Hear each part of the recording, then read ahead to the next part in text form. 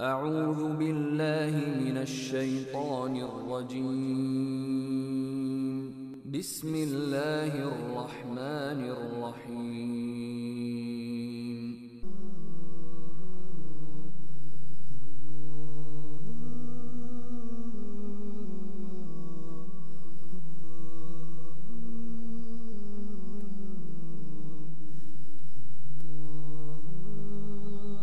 अल्हम्दुलिल्लाहि रब्बिल आलमीन वस्सलातु वस्सलाम अला रसूलिल्लाह व अला आलिहि व अस्हाबिहि अजमाइन। अम्मा बाद। अल्लाह रब्बुल आलमीन अहकमुल हाकिमीन की तारीफ़ और अल्लाह के नबी जनाब मुहम्मद रसूलुल्लाह सल्लल्लाहु अलैहि वसल्लम पे दरूद व सलाम के बाद इंशाअल्लाह ताला आज के इस रिकॉर्डिंग में हम लोग वसवसे के ताल्लुक़ से बात करेंगे। वसवसा किसे कहते हैं? वसवसा एक ख्याल होता है जो हमारे दिल पे गुज़रता है। जो अक्सर जो वसवसे होते हैं हमारे दिल में वसवसा, वो शयातीन की जानिब से होते हैं। तो शैतान जो है उसको अल्लाह रब्बुल आलमीन ने इख्तियार दिया है कि वो हम पर हमारे दिलों में वसवसा कर सकता है। लेकिन जब वो वसवसा करे तो हमें ये तालीम दी गई है कि हम अल्लाह रब्बुल आलमीन की पनाह तलब करें। जैसे सूरह नास में भी इसका ज़िक्र आता है, मिन शर्रिल वसवासिल खन्नास, यानी जो शयातीन के वसवास हैं उनसे, उसके शर से हम अल्लाह की पनाह तलब करने का हमको तालीम दी गई है। तो इंशाअल्लाह ताला वसवसे में जो लोग इस बीमारी से परेशान हैं, जिनको वसवसे की बीमारी है, वो लोग अंदर ही अंदर परेशान होते हैं और वो इसका ज़िक्र किसी से करते भी नहीं हैं, क्योंकि जब वो ख़यालात उनके दिल में आते हैं तो वो समझते हैं ये ख़यालात हमारे हैं। तो इसलिए इस ताल्लुक़ से इल्म सीखना और लोगों में अवेयरनेस फैलाना ज़रूरी है, ताकि ये लोग इस बीमारी से बच सकें और इस अपनी परेशानी से बाहर आ सकें।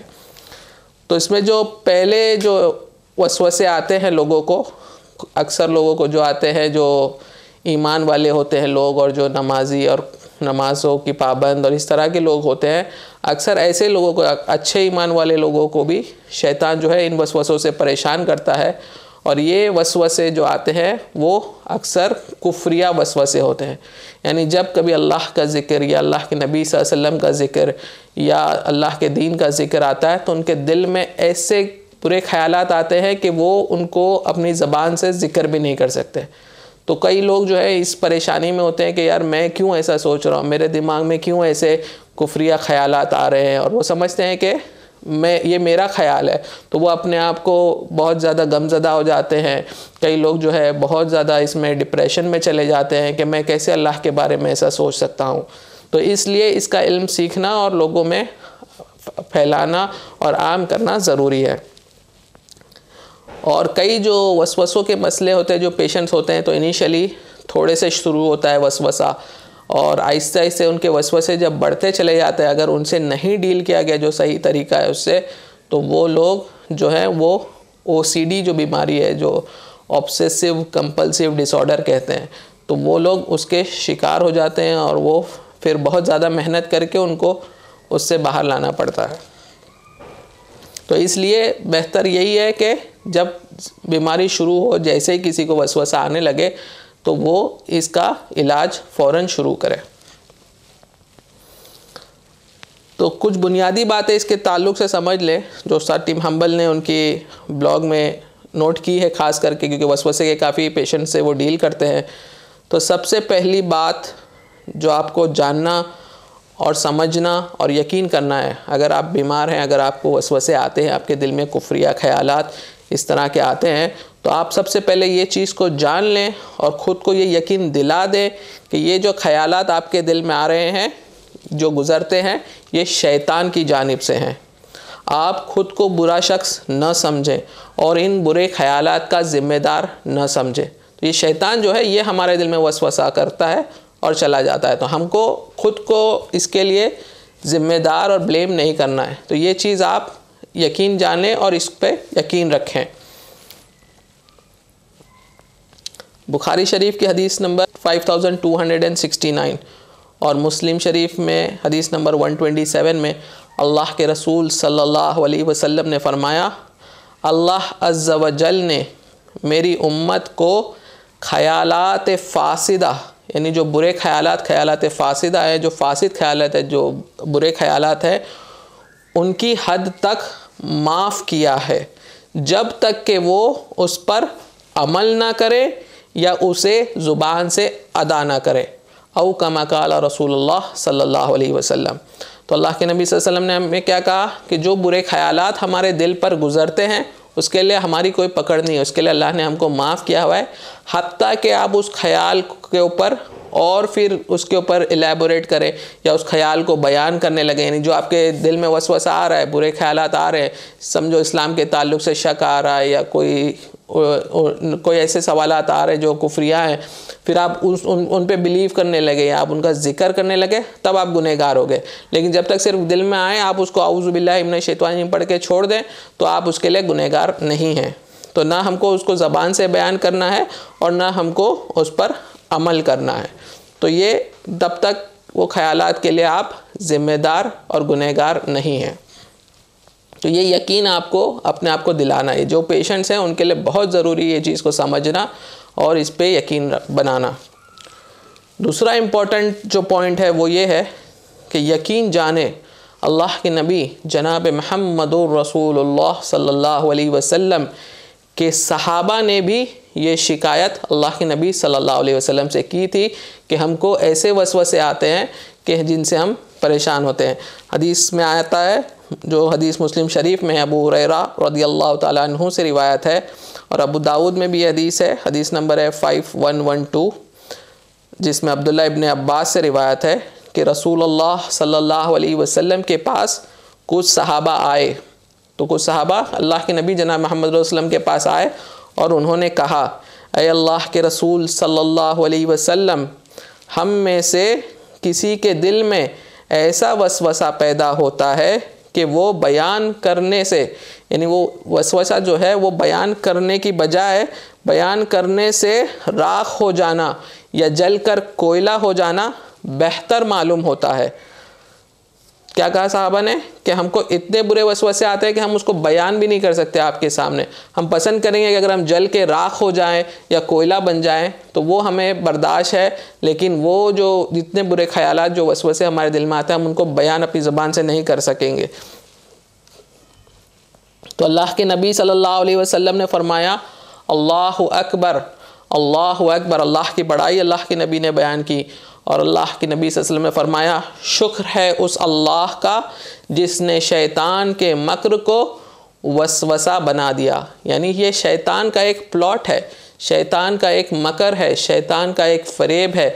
वो आपको ईमान से दूर करना चाहता है, इसलिए वो आपके दिल में इस तरह के कुफ्रिया जो है वसवसे डालता है। तो अल्लाह ताला ने उसको महदूद कर दिया है सिर्फ वसवसा करने तक। वो आपको बदल नहीं सकता, उसका वो सिर्फ इसको इतनी कुव्वत है कि वो वसवसा कर सकता है, उसके आगे उसकी कुव्वत नहीं है।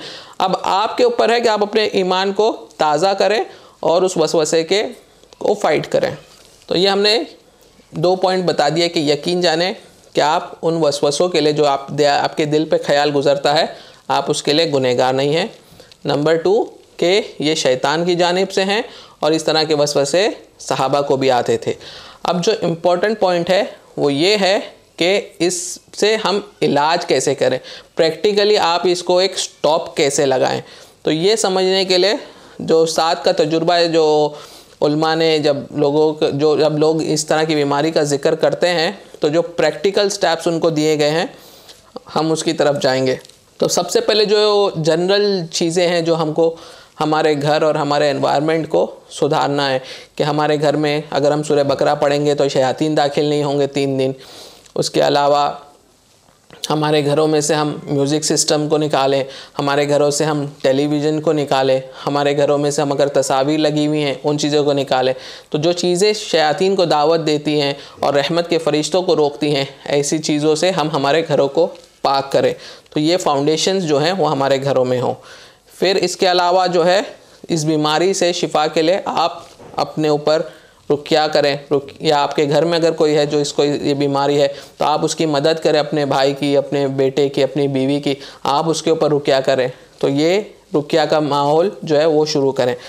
और अब नेक्स्ट जो मैं बयान करूँगा वो प्रैक्टिकल स्टेप्स हैं जो आजमाए हुए अल्हम्दुलिल्लाह के जो इस तरह के कुफ्रिया जो वसवसे आते हैं तो उन लोगों को जब ये तरतीब बताई गई कि आप इस पर इस्तेमाल करें, अल्हम्दुलिल्लाह रब्बिल आलमीन अगर उन्होंने सही से समझा है इन प्रिंसिपल्स को और इस पर अमल किया है तो बहुत जल्दी चंद हफ्तों में ही उनके ये वसवसों का मसला अल्हम्दुलिल्लाह अल्लाह के फ़ضल से शिफायाब हो गए हैं और बंद हो गया है।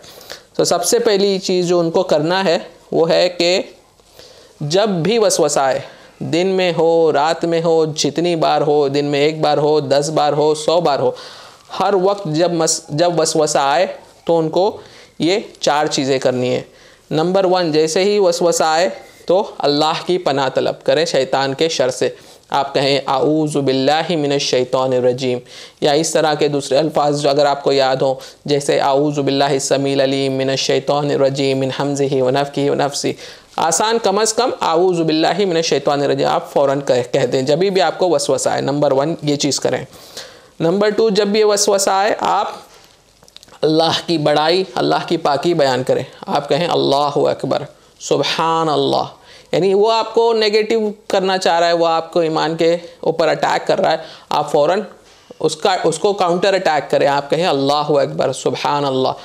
नंबर 2, तो नंबर 1 शैतान से पनाह, नंबर 2 अल्लाह की बड़ाई, अल्लाह की पाकी बयान करें।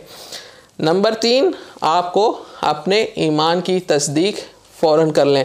आप इस तरह के अल्फाज कहें आमनतु बिल्लाहि व रसूलिही, यानी मैं अल्लाह पर ईमान लाया और अल्लाह के रसूल पर ईमान लाया। तो आप इसको याद कर लें। जब कभी वसवसा आए तो पहले शैतान से अल्लाह की पनाह तलब किए, अल्लाह की बड़ाई, अल्लाह की पाकी बयान की, अल्लाहु अकबर, सुबहान अल्लाह कहें, और फिर कहें आमनतु बिल्लाहि व रसूलिही, अपने ईमान को ताज़ा करें। और उसके बाद चौथी चीज़ आप इस्तिग़फ़ार करें, अस्तग़फ़िरुल्लाह या इस तरह के अल्फाज से। हालांकि आप गुनहगार नहीं हैं, आप ये नहीं है, लेकिन इस्तिग़फ़ार जो है वो एक अच्छा अमल है। अल्लाह के नबी सल्लल्लाहु अलैहि वसल्लम खुद दिन में 100 बार से ज़्यादा इस्तिग़फ़ार करते थे। तो जब कभी वसवसा आए आप भी इस्तिग़फ़ार करें। तो इस तरह से जब आप वसवसे के बदले में अल्लाह से और करीब होंगे, अपने ईमान को और ताज़ा करेंगे, तो इस तरह से इंशाअल्लाह आप जब वसवसा आए, एवरी टाइम आपको ये करना है। इंशाअल्लाह अल्लाह से उम्मीद है कि ये बीमारी जो है आपकी बहुत जल्दी ख़त्म हो जाएगी। यानी इस तरह से अगर आप हर बार जब वो वसवसा करे शैतान, क्योंकि पहली चीज़ तो ये समझ लें कि शैतान हमारा खुला हुआ दुश्मन है और हमको उसको एज अ दुश्मन लेना है। तो जब शैतान हमको वसवसा कर रहा है तो वो हम पर अटैक कर रहा है, आपके ईमान पर अटैक कर रहा है। अगर आपको इस चीज़ का इल्म नहीं है और आप अपने आप को इससे नहीं रोकेंगे, आप उन बिलीव्स पे सोचने लगेंगे तो आपको वो कुफ्र तक ले जाएगा।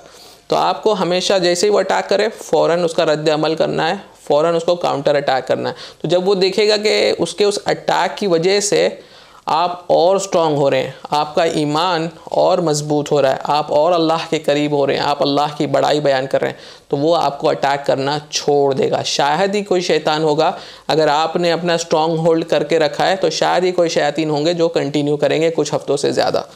तो इंशाअल्लाह ताला इस चीज़ को हम सीखें, अपने घर वालों को सिखाएं। जिस किसी को दोस्त यार में किसी ने अगर इस तरह के कोई मसले का जिक्र किया है वसवसे के ताल्लुक़ से, तो उन तक हम इस तालीम को पहुँचाएँ।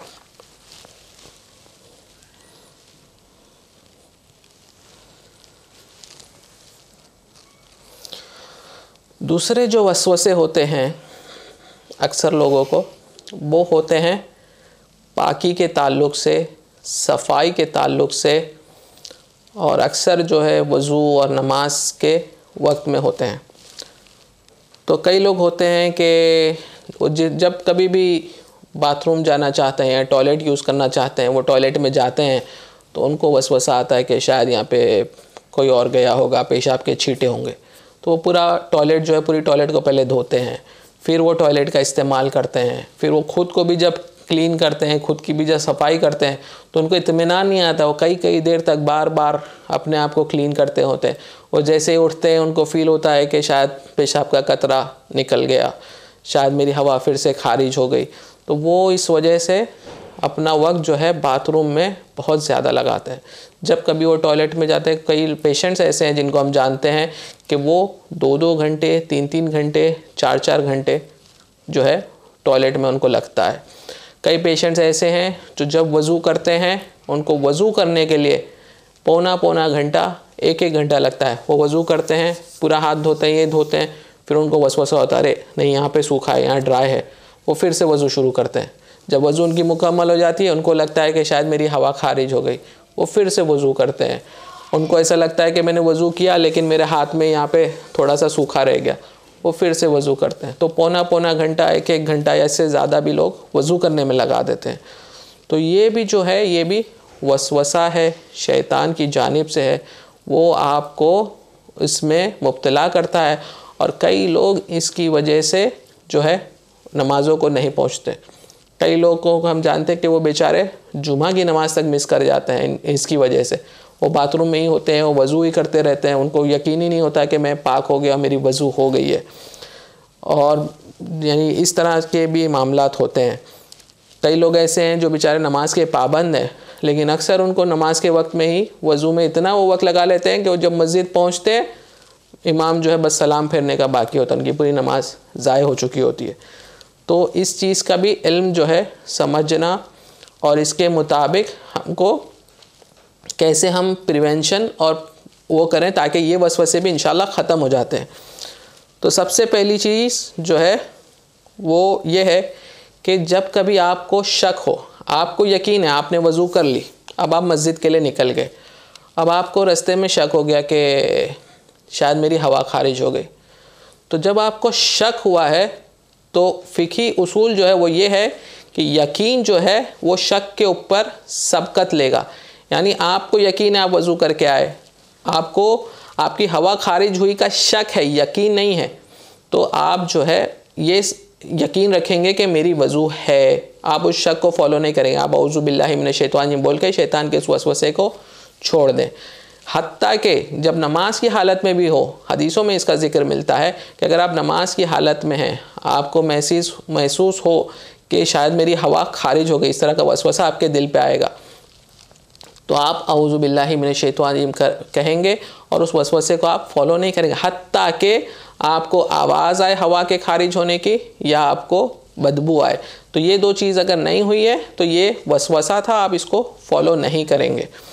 और नमाज में जब कभी हमको कोई वसवसा आए, सिर्फ इसके ही ताल्लुक़ से नहीं, कोई और एक बार हम नमाज़ पढ़ रहे होते हैं, हमारे ख़यालात कहीं और चले जाते हैं, शैतान हमको किसी और मूड में ले जाता है, कोई और हमारी फंक्शन होने वाला है उसके ताल्लुक़ से हम बिज़ी हो जाते हैं हमारे ख़यालात।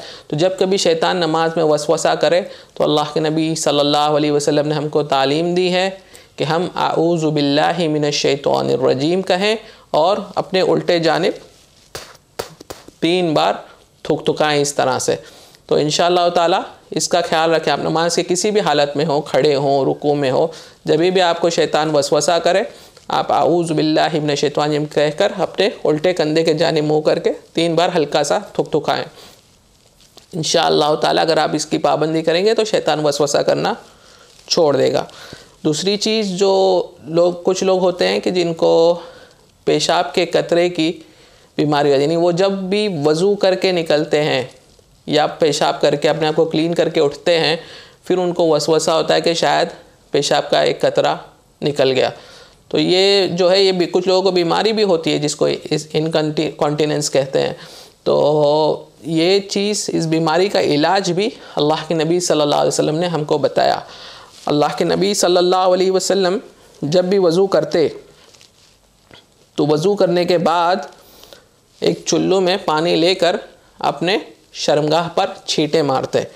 इसका ज़िक्र है इब्ने माजा में हदीस नंबर 464। जाबिर रज़ियल्लाहु ताला अन्हु ने फरमाया, अल्लाह के रसूल सल्लल्लाहु अलैहि वसल्लम ने वुदू किया और अपनी शर्मगाह पर छींटे मारे। इस हदीस को अल्लामा अलबानी ने सही कहा है। तो ये भी जो है साबितशुदा अमल है। अगर आप ये करना शुरू कर देंगे इंशाअल्लाह, तो आपका ये जो पेशाब के छींटों वाला जो वसवसा है, ये इंशाअल्लाह बहुत जल्दी ख़त्म हो जाएगा। ये इसका इलाज है। तो अल्हम्दुलिल्लाह सुन्नत में हमको हर चीज़ का इलाज बताया गया है, लेकिन हम जो है इल्म से दूर हैं। हम इल्म सीखना नहीं चाहते। हम चाहते हैं, हम समझते हैं कि हमको जितना कम मालूम है उतना हमारे लिए अच्छा है, हम गुनहगार नहीं होंगे। हालांकि ये शैतान का वसवसा है, वो आपको ये कह रहा है कि आप अगर इल्म नहीं जानेंगे तो आपकी पकड़ नहीं होगी। ये झूठा उसने हमको एक फ्रेम दिया हुआ है। अगर आप इल्म सीखेंगे तो आप उससे शैतान को फेस कर सकेंगे और आप अल्लाह के करीब हो सकेंगे, आप सही दीन पर अमल करेंगे। तो इल्म को सीखना जो है हमारे ऊपर एक फ़रीज़ा है। अच्छा, जो लोग वज़ू करते वक्त जब बार बार जो रिपीट करने वाला मैंने मसला कहा, जिनको ये मसला है, तो उनके लिए जो है स्कॉलर्स ने कहा है कि वो सिर्फ बिस्मिल्लाह कहकर एक बार वज़ू करेंगे, हर आज़ा को 3 बार धोएंगे और इंशाअल्लाह ताला ये उनके लिए काफ़ी होगा। ये वो बिल्कुल नहीं डरें, बिल्कुल जब उनको वसवसा आएगा कि भाई तेरा ये सूखा है, तेरा वो सूखा है, आऊज़ु बिल्लाहि मिनश शैतानिम कहें और वहाँ से निकल जाएं।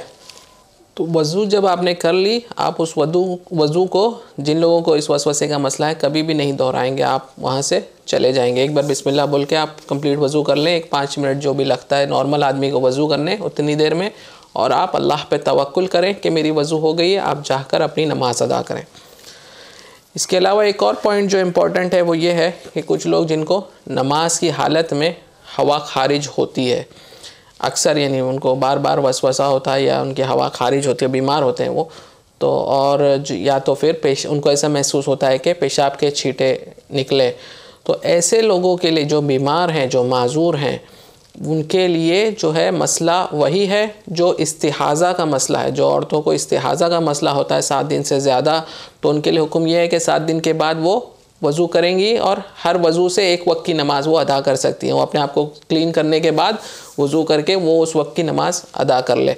तो इसी तरह से ये लोग भी, जिनको अगर पेशाब के छींटे महसूस होते हैं या हवा खारिज होना महसूस होता है, लेकिन वो इसको रोक नहीं सकते, उन्होंने उसका इलाज करा लिया, सब कुछ कर लिया, वो अब सुन्नत का तरीका इख्तियार करेंगे कि पेशाब की शर्मगाह पे छींटे मारेंगे और उसके बाद वो जब एक वज़ू कर लिए तो वो एक वक्त की नमाज़ को है मुकम्मल पढ़ेंगे। फिर जब उनको दूसरी नमाज़ पढ़ना है वो फिर से वज़ू करके नमाज़ पढ़ेंगे। तो उनको बिल्कुल खौफज़दा होने की ज़रूरत नहीं है। ये समझना इसलिए ज़रूरी है कि कुछ लोग जो है वो बेचारे, जब उनको इस तरह के वसवसे होने लगते हैं या उनके छींटे निकलने लगते हैं तो वो नमाज़ पढ़ना छोड़ देते हैं। वो कहते हैं कि मेरी पाकी नहीं रहती, मैं कैसे नमाज अदा करूं। तो शैतान जो है, जो जैसा हमने कहा कि वसवसा हमेशा जब वो करता है तो वो हमको अल्लाह से दूर करने के लिए करता है। तो ये अच्छे खासे नमाजी होते हैं, फिर एक उम्र में जाके इनका वसवसा जो है बढ़ते बढ़ते बढ़ते ये हालत हो जाती है कि ये बेचारे नमाज़ें पढ़ना छोड़ देते हैं। तो अल्लाह रब्बुल आलमीन जो है वो हमारी रहनुमाई करे, और अल्लाह रब्बुल आलमीन से दुआ है कि जो हमारे भाई या बहन इस बीमारी से में मुब्तला हैं, जो बीमार हैं, अल्लाह उनको शिफायाब करे, और जो लोग इस इल्म को नहीं जानते अल्लाह उन तक इस इल्म को पहुँचाए। और अल्लाह रब्बुल आलमीन हमें अल्लाह के नबी जनाब मोहम्मद रसूलुल्लाह सल्लल्लाहु अलैहि वसल्लम की सुन्नतों से फ़ायदा उठाने की तौफ़ीक दे। आमीन या रब्बल आलमीन। व आखिरु दावाना अनिल हम्दुलिल्लाहि रब्बिल आलमीन।